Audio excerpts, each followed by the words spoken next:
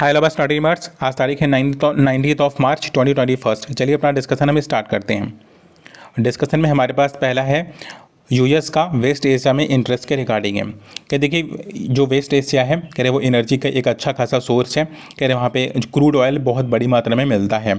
इसकी वजह से चाहे वो यूएस हो चाहे वो यूएस के अलाइज हों, कह रहे उन दोनों के जो सामरिक इंटरेस्ट हैं कह रहे कि वो यूएस वहाँ पर वेस्ट एशिया में बहुत ही ज़्यादा मिलते हैं। अब वेस्ट एशिया में हो क्या रहा है कि धीरे धीरे वहाँ का जो राजनीतिक समीकरण है कह रहे वो बदलता जा रहा है, क्योंकि सऊदी अरेबिया जो डोनाल्ड ट्रंप के रीजन में कह रहे कि वो बहुत क्लोजेस्ट अलाइज था, किसका था, यूएस का था। लेकिन बाइडेन के आने के बाद कह रहे कि वो क्या हो गया, एक तरह से दूर होता दिख रहा है, क्योंकि वो वापस से ईरान डील को फिर से रीइंफोर्स करना चाहते हैं। देखिए, मिस्टर बाइडेन हो चाहे वो इससे पहले के प्रेसिडेंट रहे हों, कह रहे उन सभी के लिए वेस्ट एशिया बहुत ही ज़्यादा इंपॉर्टेंट रहा है। लेकिन इस समय वेस्ट एशिया के साथ साथ कह रहे कि यूएसए के लिए प्राइम फोकस चाइना भी है। कह रहे कि चाइना एक चैलेंज की तरह उभर करके आया है। कह रहे कि जो वेस्ट एशिया है कह रहे कि वहाँ पर अमेरिका क्या है कि अमेरिका की पावर सनसेट हो रही है, वो ख़त्म हो रही है। कह रहे हैं बट इस तरह से वो अपने को खुद को शिफ्ट नहीं कर सकते हैं वेस्ट एशिया से ईस्ट एशिया की ओर, कि पूरी से खुद को शक्तिहीन वहाँ पर कर लें। राइटर फिर आगे कहते हैं कि देखिए, बाइडेन के सामने तीन तरह की समस्याएं हैं। कह रहे हैं कि पहली प्रॉब्लम तो वो है कि वो ईरान के डील के रिगार्डिंग है। कह रहे हैं कि देखिए, जब डोनाल्ड ट्रंप या ओबामा, कह रहे इससे पहले के जो दो प्रेसिडेंट थे, कह रहे उन्होंने जब ईरान के साथ डील करने की कोशिश की, कह रहे कि दोनों का स्ट्रेटजी बिल्कुल अलग अलग था। ओबामा ने बिना किसी थ्रेट के, बिना किसी बॉम्बिंग के उन्होंने ईरान से डील साइन करवा लिया था 2015 में। लेकिन डोनाल्ड ट्रंप क्या करते हैं कि थ्रेट भी दिखाते हैं, फोर्स भी यूज करते हैं, इवन इराक में जाकर के जनरल सुलेमानी की हत्या भी कर देते हैं। कह रहे उसके बावजूद वो भी ईरान से एक डील लाने में सफल नहीं हो पाते हैं। कह रहे बाइडेन के साथ भी सेम केस है। कह रहे बाइडेन भी ईरान के साथ डील करने के रिगार्डिंग कर क्या रहे हैं, कह रहे थोड़ा सा बैलेंसिंग अप्रोच लेकर के चल रहे हैं। कह रहे कि ट्रंप ने क्या किया था, इराक में ईरानियों को नुकसान पहुंचाया था, और बाइडेन क्या कर रहे हैं, सीरिया में ईरानियन के जो अलाइज हैं, जो प्रॉक्सीज हैं, कह रहे वो है सपोर्टर्स हैं, कह रहे वहाँ पर अटैक किया है। और दूसरी तरफ सऊदी अरेबिया जो कि ईरान का दुश्मन है, कह रहे उससे अपना सहयोग वापस ले रहा है। मतलब ये कि बैलेंस है। ईरान कंफ्यूज है कि मेरे अगेंस्ट में तो सीरिया में क्या कर दिया, अटैक कर दिया। अभी यमन में क्या चल रहा था, यमन में गृह युद्ध चल रहा है। अमेरिका पहले उसको सपोर्ट करता था, अभी उसे सपोर्ट नहीं कर रहा। अमेरिका का सपोर्ट न करना एक तरह से ईरान को फेवर करने के जैसा है। इसलिए बाइडेन क्या चाहते हैं कि ईरान का डील क्या हो जाए, वापस से रीइंफोर्स हो जाए, क्योंकि वो एक दूसरी पावर नहीं चाहते हैं यहाँ पर। ठीक है, वो ये तो हो गया कि ईरान डील को कैसे वो एक्सरसाइज करते हैं। फिर वो सेकंड बात जो सामने निकल करके आती है कि वो है कि अगर वो सऊदी अरेबिया की आलोचना या फिर अगर ईरान की अगर आलोचना करते हैं यमन के रिगार्डिंग, तो इजराइल अछूता रह जाता है, क्योंकि इजराइल क्या है कि यूएसए का एक क्लोजेस्ट अलाई है। कह रहे हैं फिर तो उससे जो पैलेस्टीन में इजराइल क्या करता है, पैलेस्टीन में जो भी ह्यूमन राइट का वायलेशन करता है उसके खिलाफ तो इंटरनेशनल क्रिमिनल कोर्ट में केस भी चल रहा है। कह रहे उसके अगेंस्ट भी क्या करना होगा, उसे बोलना होगा।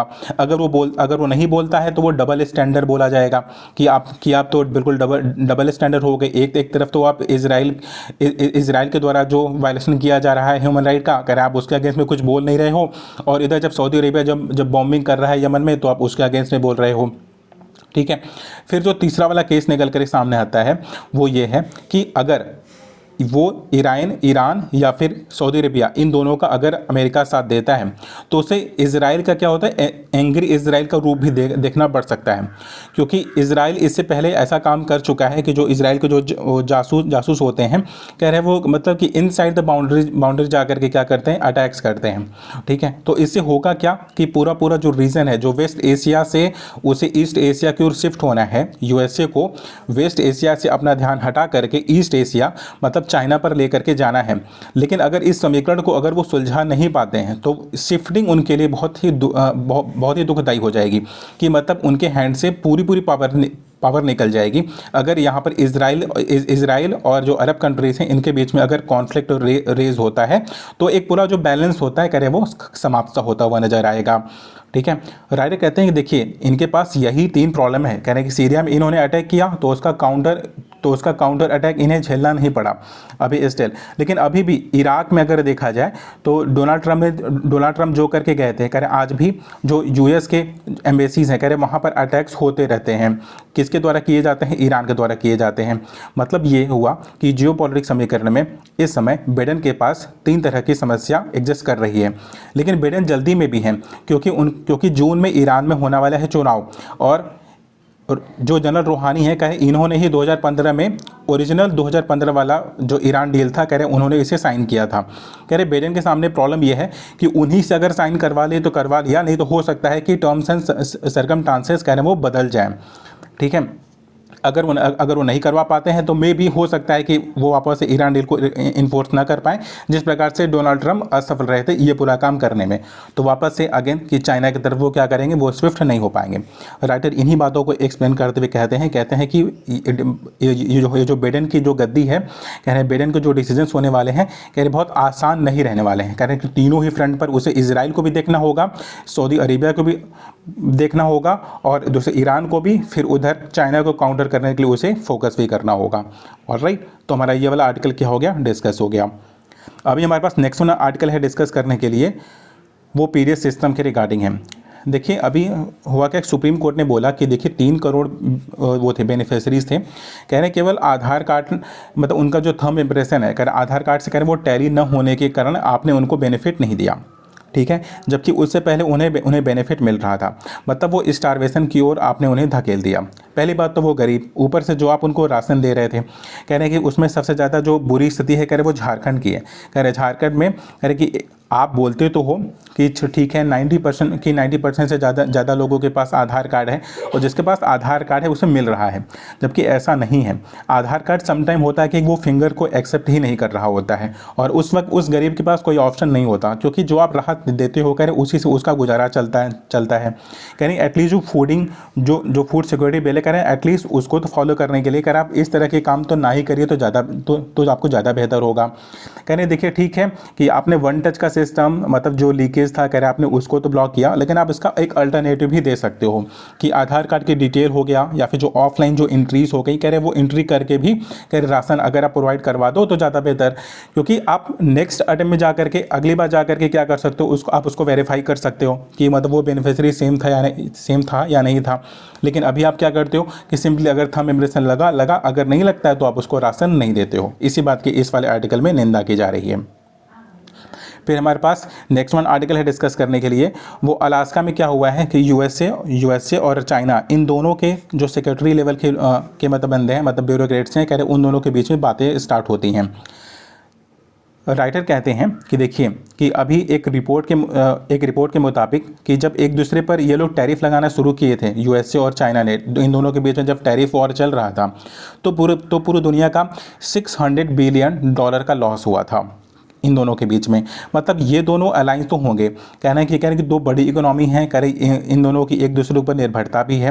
कह रहे कि 5G टेक्नोलॉजी के मामले में चाइना इस समय काफ़ी आगे चल रहा है, तो अगर यूएस के साथ अगर उसका अलाइजमेंट चलता है, जबकि मे भी पॉसिबिलिटीज़ ये हैं कि हो सकता है कि ना रहे, बट इवन अगर होता है तो कह रहे कि होगा क्या कि इनकी म्यूचुअल अंडरस्टैंडिंग और जो प्रॉब्लम जो आज की तारीख में जो कोल्ड वार वाली जो प्रॉब्लम चल रही है, कह रहे वो रिजॉल्व होती हुई हमें दिख सकती है।